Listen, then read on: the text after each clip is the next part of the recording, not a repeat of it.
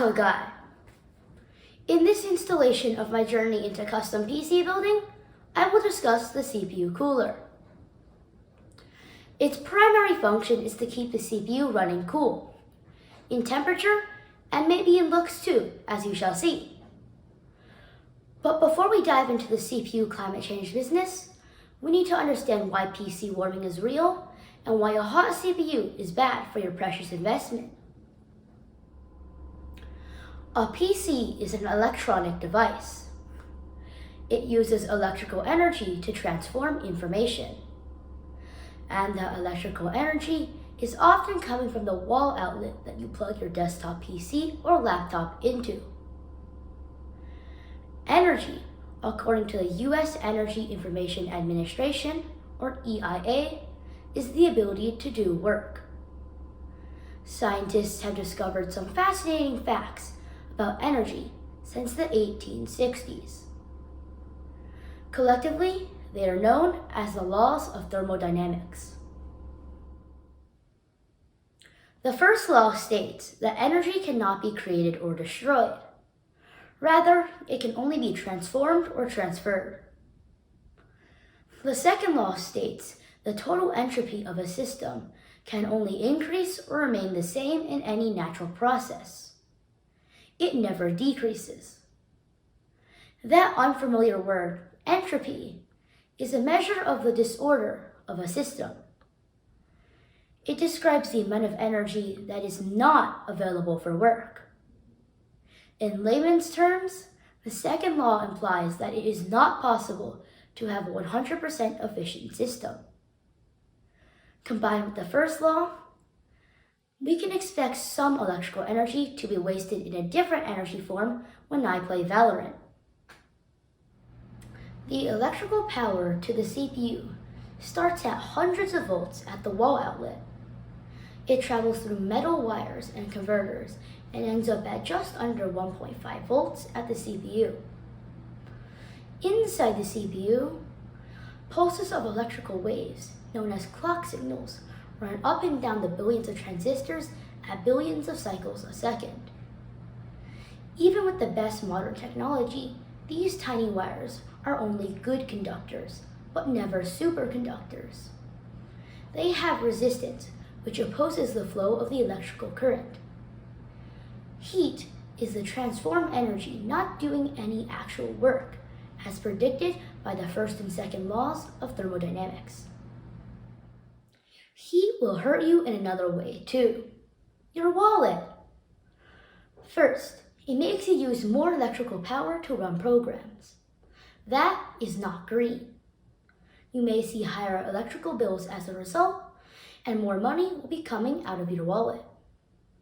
Second, excessively high temperatures may damage the delicate structure of the CPU, leading to defects and rendering it non-functional.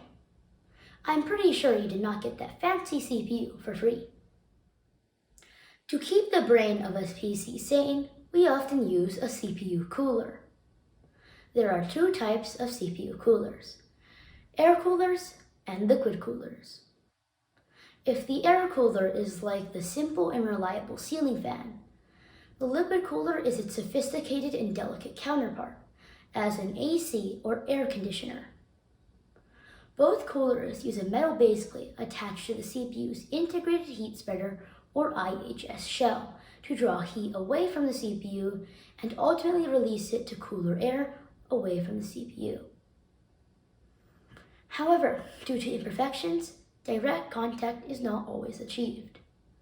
So, thermal paste is applied to fill the gaps and ensure efficient heat transfer. An air cooler relies on layers and layers of tall and thin metal fins for a large surface area to be more easily cooled off. Some air coolers may have an attached fan, RGB, or smart display with added cost.